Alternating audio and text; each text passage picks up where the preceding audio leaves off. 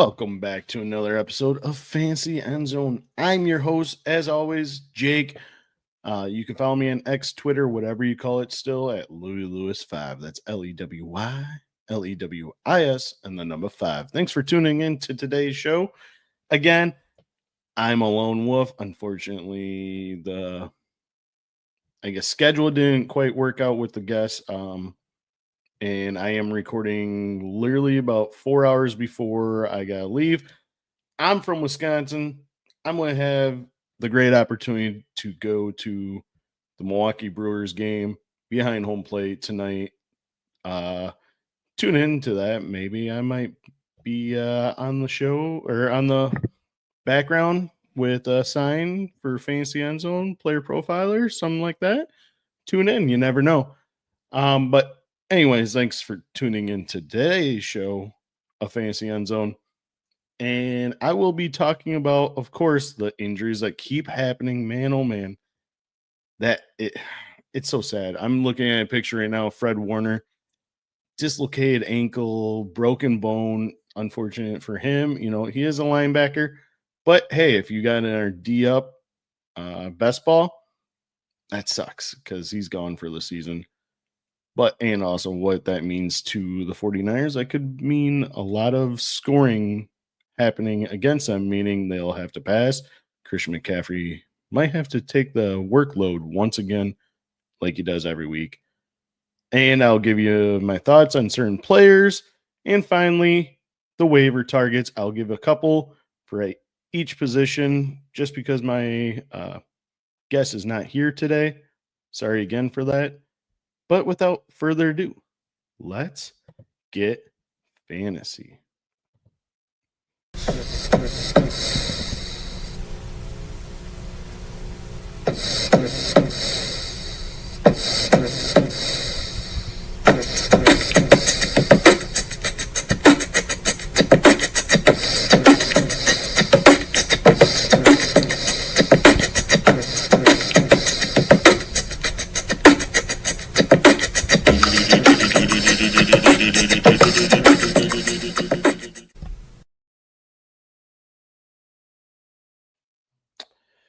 Again, injuries always occur, and man, oh man, it sucks. This week, during week 6, what occurred for Arizona Cardinals? DeMarcado, his ankle, he did not return. He exited in the second quarter. He should have done that the week before because he went there to drop the ball in the end zone, and they would never lost probably. Marvin Harrison Jr. did leave the game with a concussion, was ruled out. And we usually see that lingering into the following week. So expect him probably to miss next week 7 game. It's just how it always happens, you know, especially a wide receiver that does take punishment. Unfortunately for him, it was just a weird tackle. He just got tackled and his head on the ground while he's being tackled. So he's probably going to be out for next game. Cincinnati Bengals, Mike Gesicki left the game with a pectoral injury, did not return. He's probably going to miss time. Cleveland Browns, David Njoku, injured second half with the knee injury. We don't have an update on that, but if he does miss time, expect Harold Fannin to step up in a big way, and just wait until later on. I might be talking about him. Green Bay Packers, Dontavian Wicks, ankle, did not return. I think that's another reason why Matthew Golden got a lot more targets and a lot more receiving, 80-some yards this week. Indianapolis Colts placed Anthony Richardson on the IR with a fractured orbital during warmups against the Cardinals. It's a weird, I don't know exactly what happened, but I don't know if the ball hit him or if he fell. I couldn't tell you. I didn't really research him because Danny Dimes is the guy. So going forward, it's going to be Danny Dimes and Riley Leonard. And remember, if you listen to the show, Riley Leonard was my guy that's going to play or appear in more games than Anthony Richardson. It still can be true. All he has to do is play in one game, one snap. You never know. But Danny Dimes has been dishing and looks amazing. Raiders, Dylan Lobby, hamstring, did not return. Rams, Blake Corum injured his ankle, did not return. And Puka Nacua injured his ankle in the second quarter. He didn't return until after halftime. But Sean McVay, head coach for the Rams, did say he's unsure if Nacua is going to be ready for week 7. I expect him to miss at least a week. How it sounds like it could be a couple weeks. So stay tuned. There might be a guy to pick up off waivers and fill in for him. It also sucks because he is having a hell of a year already, and those type of injuries, it's unfortunate, but it does happen in today's game. Jets head coach said after the loss this weekend, Garrett Wilson is dealing with the injury. He did get an MRI and sounds like he's going to be missing a couple weeks. So another big wide receiver gone. It's, again, unfortunate. Another receiver, Juwan Jennings. He's been playing with a broken rib and along with a high and low ankle sprains. I don't know why he was even out there, but again, it's just another wide receiver that's injured. Another one, Tennessee Titans, Calvin Ridley, hamstring. He's probably going to miss a couple of games. Maybe Emeka, or not Emeka, Alec Nor could be taking a little bit step forward. But remember, yesterday, Titans did fire head coach Brian Callahan. So the Titans did fire their head coach. And last but not least, the last injury I'll talk about is another big time wide receiver. And it sucks because there's no one else on the team right now for wideout. Emeka Egbuka for the Buccaneers, hamstring was ruled out. We don't know the extent, what grade this injury is currently, if it's going to be multiple week or if it's just, we took him out just because we want to save him for the rest of the season. But he did not return to Sunday's game. But that means he's out. Mike Evans is still dealing with his hamstring. And Chris Godwin, I don't know exactly what's going on, but his shin or I don't know if he hurt his ankle again, but he's already ruled out for week 7, along with Bucky Irving. Both of those guys are out. So Rashad White is a must play once again, just like he was the last 2 weeks and gave you the return you needed. But Emeka Egbuka, he'd be a smash start again, but unfortunately, we don't know what's lingering for him as well. Those are the injury news and obviously the news of the Tennessee Titans head coach getting fired. Let's talk about some of these games. Of course, the biggest surprise to me, the Giants winning on Thursday against the Eagles, but man, oh man, Jaxson Dart, what just watching him and Cam Scaboo, they look like they're just having fun. Just two kids messing around, having fun. And that's what you want to see. Dart, 195 yards, 1 touchdown passing. He also added 58 on the ground and 1 touchdown. But his counterpart, Cam Scaboo. Tyrone Tracy is healthy currently. That's what he did play on Thursday's game. Cam Scaboo still had 19 carries, 98 yards with not 1, not 2, but 3 rushing touchdowns. And he did contribute into the passing game for 2 catches for 12 yards. That's where you would see Tyrone Tracy normally. And Tracy did not get any of that work. He didn't have a single target from what I could see. And Wan'Dale Robinson, another guy that should have been picked up already, and he probably is in most of your leagues. 6 catches, 84 yards, and a touchdown. I mean, this team is fun to watch just because they're having so much fun out there. On the flip side, Jalen Hurts actually had to throw the ball. You couldn't hand it off to Saquon Barkley in his quote-unquote revenge game. 12 rushes, 58 yards he had. But Hurts, he's 24 for 33, 283, 1 touchdown passing, 1 interception. He did add a rushing touchdown on 11 rushing yards. But Dallas Goedert, if he is available, I would be taking him. I think he might be tight end 1 currently on the year now. I think he did move past Jake Ferguson. Let me just double check and make sure. Nope, he's actually tight end 4 on the year. But 9 catches, 110 yards, 1 touchdown. He's been balling out. AJ Brown must have kind of got pissed off. He got 6 catches, 80 yards on 9 targets. And Devontae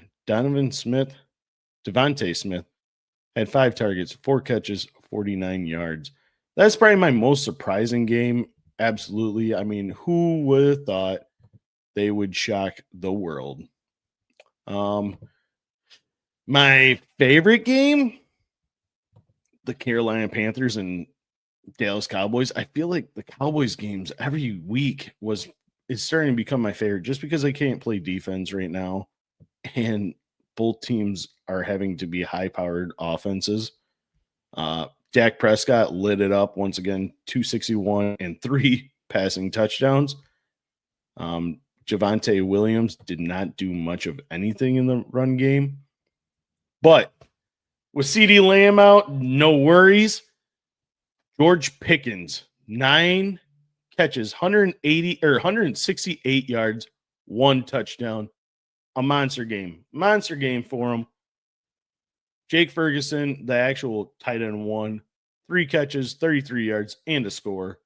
I mean, these two guys are just dominating with no CeeDee Lamb. And George Pickens he just played himself into a money bag role for sure. On the other side, Bryce Young. I did start him in a couple of my leagues because Bill on Friday said it's his start of the week. Against a bad team, he has 17 for 25, 199 yards, 3 passing touchdowns, 1 interception. He only gave us 5 rushing yards, but still had a great performance. And Rico Dowdle, man, 183 yards. Again, almost 200 yards, but he did give us 4 catches, 56 yards, and 1 touchdown on or through the air. I'm not saying, but are you Chubba Hubbard? You might have. I think you did lose your starting job. You have to play Rico right now. And you guys got back-to-back wins, so why would you not play him? It's just he's been looking great in dominating fashion. And then on top of that, you got Tedero and McMillan, 3 catches, 29 yards, and 2 score. He scores his first NFL touchdown this week. That's amazing to see. You want to see that from top 10 wide receiver drafted. Let's talk about a couple other games. Kansas City Chiefs. Oh, man, get that tomahawk out. They are 3-3 on the year. Pat Mahomes, 257, 3 touchdowns, and he also gave you 32 yards on the ground with another rushing touchdown. 4 total touchdowns. He's looking like an MVP himself once again. And Travis Kelce gave us 6 catches, 78 yards. Their running game is non-existent. I think we've seen what we're going to see is about 50 yards is going to be about top leading rusher besides Patrick Mahomes when he gets you 60 and a touchdown like he did the week before. But Isaiah Pacheco, you could get rid of him if you could trade him or, get a good return. Now's the time to do it. I don't see the wheels getting kicked off, especially when Kareem Hunt had 6 carries to Pacheco's 12. On the other side, Jared Goff, 203, 2 touchdowns, solid performance, giving most of that to Jameson Williams, 6 catches, 66 yards, and a touchdown. Sam Laporta did have 5 catches, 55 yards, and a touchdown. St. Brown had 9 catches, 45 yards. I feel like a lot of that has to deal with his wrist injury. I mean, we've seen last year Tyreek Hill have a lot of issues with a wrist injury. We don't know exactly the extent of it, but nonetheless, he did have 10 targets and caught 9 of them.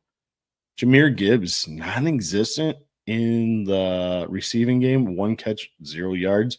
He also rushed 65 yards on the ground.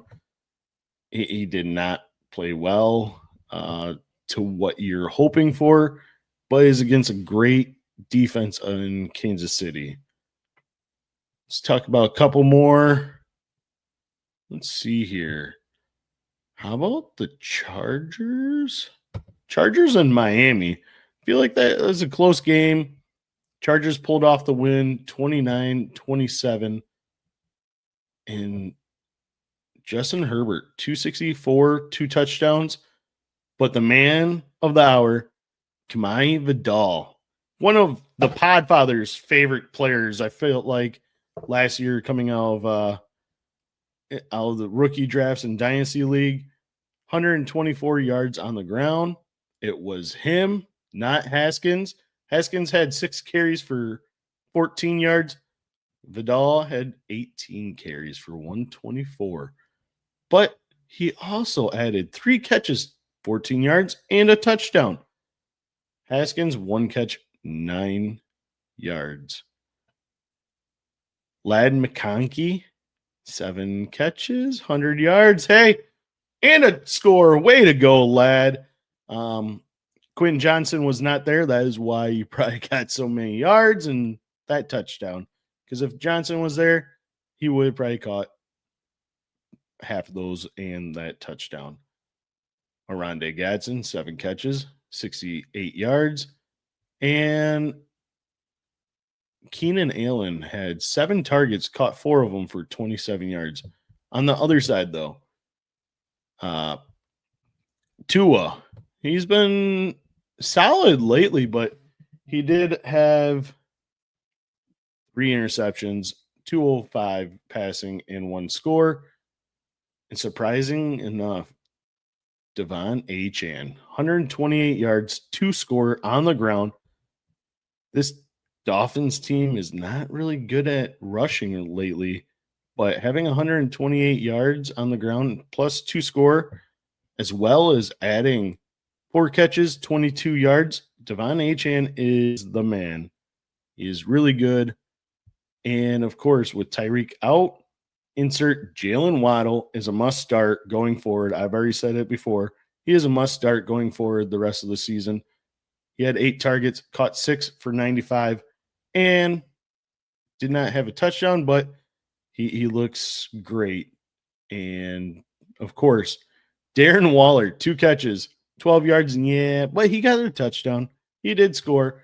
That's 4 receiving touchdowns this year. Amazing. With that, though, let's take a break before I give you a couple reactions of some players.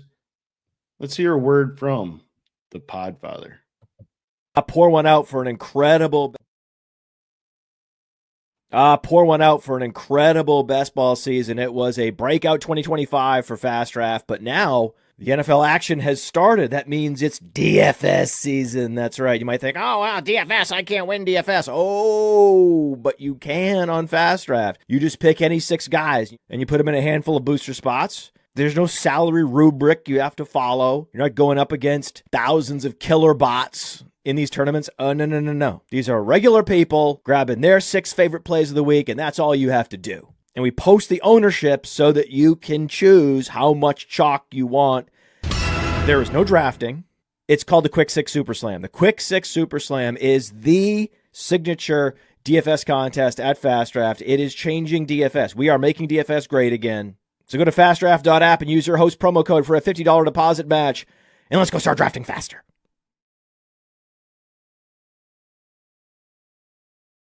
Yes, you could always compete against myself in FastDraft. Use promo code Lewis for dollar match up to $50 when you sign up on your first deposit. Let's talk about 5 guys, and then I'll do my waiver ads and get out of here. I kind of got to make it quick, so it's going to be, I got to drive to Milwaukee, and I got to root on for the Brewers, but I'm still here for fantasy. I'm a fan of all sports, but football is number one as always. Justin Fields. Jets 0-6. Loss against the Broncos 11-13. Weird scoring game. And Justin Fields 9 for 17. 45 yards passing.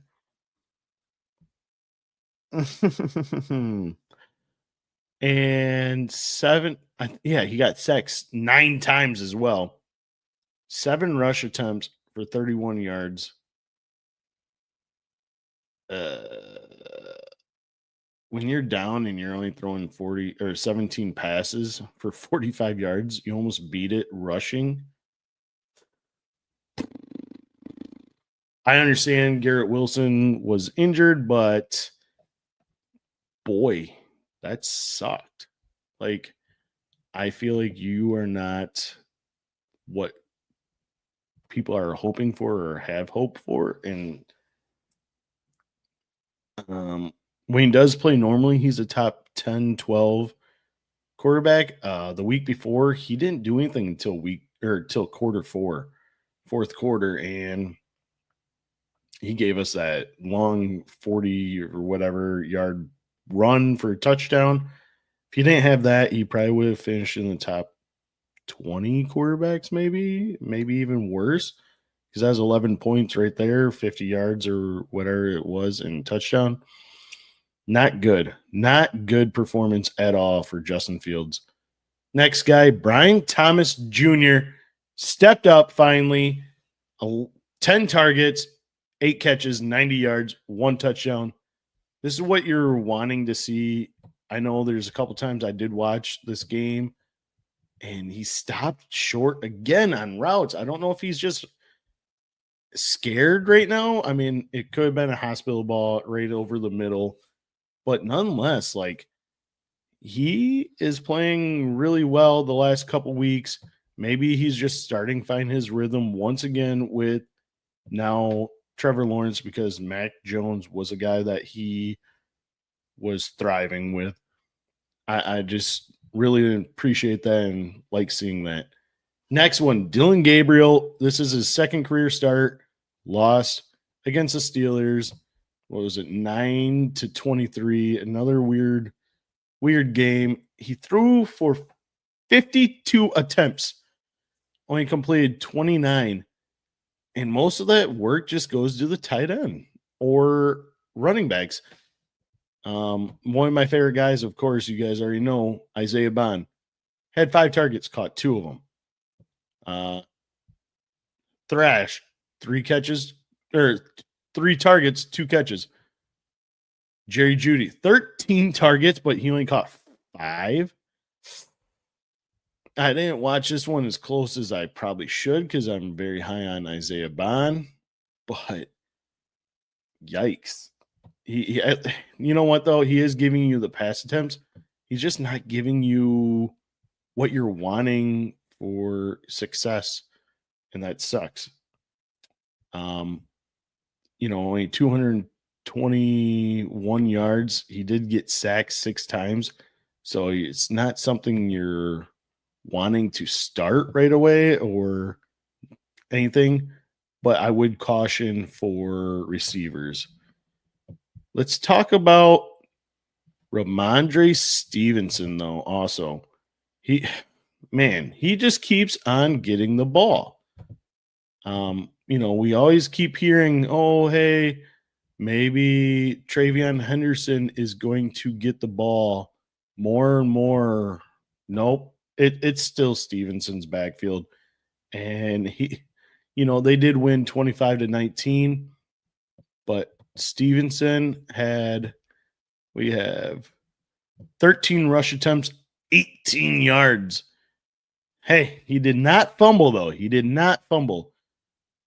Travion Henderson, though, 9 rushes, 27 yards.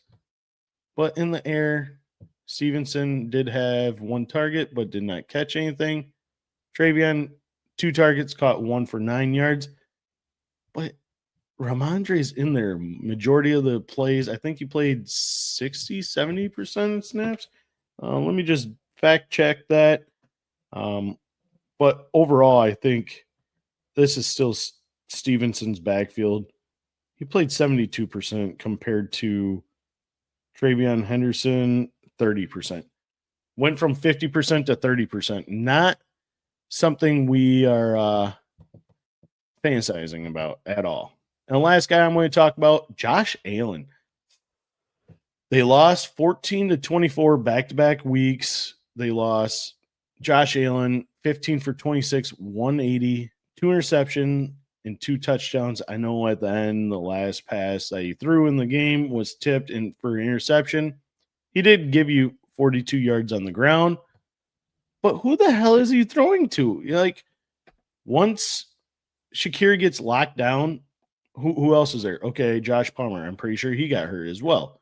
2 catches, 60 yards. Dalton Kincaid did not play because he was injured. Keon Coleman, he's got to step up. Overall, he has to step up, and he has yet to do any of that. And being a top second-round draft pick of 2024 draft, he was he's not been playing good at all.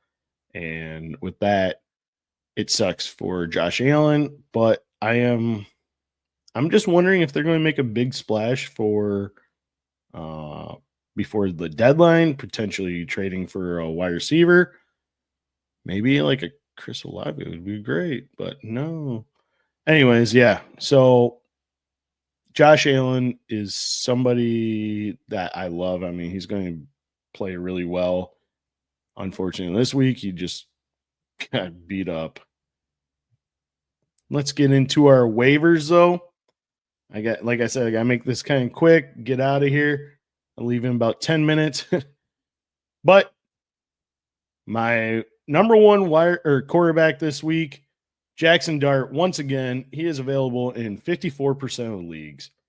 He has been nothing short of fun to watch and playing amazing.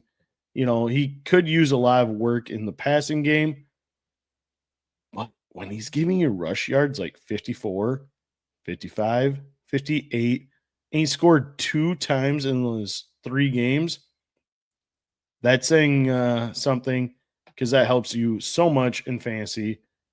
Since starting, also, quarterback 11, 16, and this week was 3. He's only getting better. Him and Cam Scadaboo are freaking amazing to watch. I am adding Jaxson Dart. Like I said, I'm giving you guys 2 players for each position. Sam Darnold. He's not seeing ghosts because it's not the playoffs. 50% of the leagues he's available. Has turned in 3 top 10 quarterback finishes in the last 4 weeks.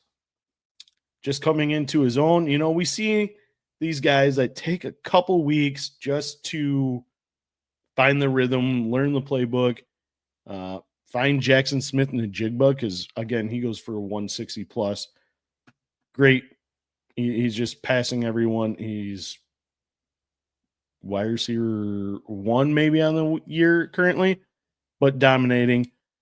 Again, he's coming into his own.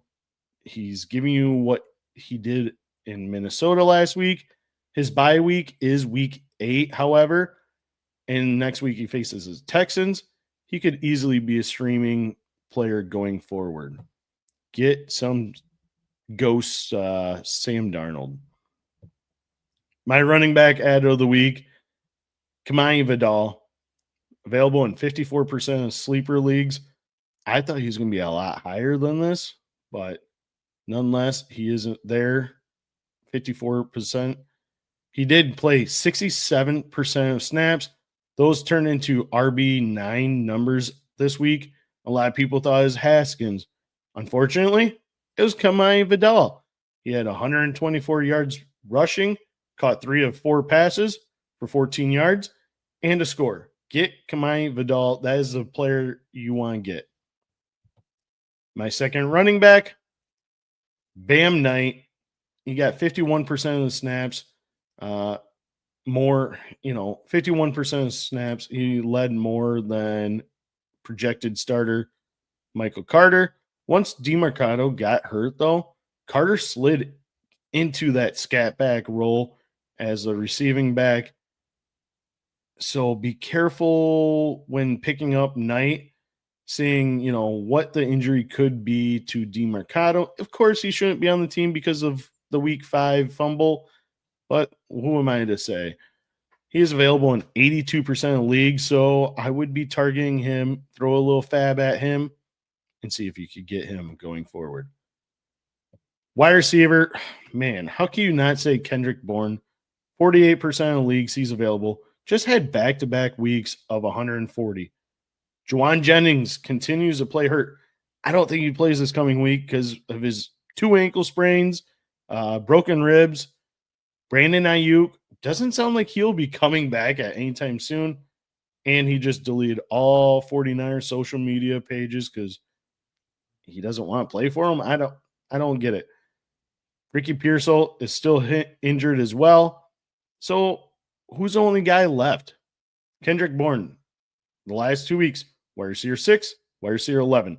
Why would you not get the only healthy receiver in San Fran, Kendrick Bourne? And now a guy for my second wide receiver, Jordan Whittington for the LA Rams. Practically available in every league, 98%. Just played 92% of snaps. Sounds like Puka will be missing time with the ankle injury. Also, Tutu Atwell injured his hamstring. He could miss time. So you got Devontae Adams on one side and Jordan Whittington on the other. So if you're looking for a guy that is going to give you a few weeks of production, he is on my radar and worth pickup. I'm also going to be stashing wide receiver Christian Watson for the Packers as well. His 21-day window did open up. Last week, he did not play this past week, obviously, but also have lower expectations to when he will return because he's going to get worked in. We see it every year, every week, a guy coming off a torn ACL. Think of Stephon Diggs. The first couple weeks, he did not play well. Expect the same for Watson, but when he does start playing, he's going to be hitting, and he's going to be hitting the ground running. My tight ends, Harold Fannin Jr. has to be number 1. Available in 51% of leagues. David Njoku injury with his knee. The status is unknown, so we don't know how long he could be out for. Plus, Fannin just gave us a tight end 7 finish with having Njoku in the lineup for a couple, for 2 quarters. So I am picking up Fanning in any league I can get him. He is a must add. Tight end 2, Oronde Gadsden. We told you before he'll start seeing more targets, and he did this last week. Of course, some of it's probably because Quentin Johnson did not play, but he got 8 targets. He caught 7 of them. Played on 75% of snaps. Like, what more can you want for tight end? Unfortunately, he did lose a fumble, but they didn't bench him. They kept on going right back to him.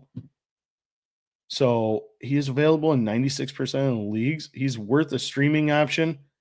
His snap share or snaps keep going up. So he is on my list of waivers. Also, I'm going to give you another bonus for tight end. Evan Ingram. He's getting more targets, more involved in this offense, and he should be looked at for a streaming option as well. But that is a wrap of today's episode of Fantasy Endzone. Be sure to like, follow, subscribe. Send it to a friend. Help us get the algorithm out. And be sure to always tune in for other tips and tricks for fantasy. Again, apologize for not having guests. Next week, though, I will have Chev, so you don't want to miss that episode. But as always, you can tune in as well on Fridays for Bills in my start sits of week 7. Till then, peace out. Also, follow me on Twitter, X, whatever you call it, Louis Lewis 5. That's LEWY, LEWIS, and the number 5. I'll see you fantasy heads next week. Actually, this week, if you tune in to the show. But I'll be on Player Profiler next week, Tuesday. Till then, peace. From the Podfather to you, I deeply appreciate you tuning in. And many ask, what can I do? What can I do to help support the hosts, the research they do, the production costs? Go to PlayerProfiler.com. Dynasty Deluxe, World Famous Draft Kit, Rankings, DFS Dominator, and of course, data analysis. Subscribe to any one of those, and you support all of us and take Player Profiler to the moon.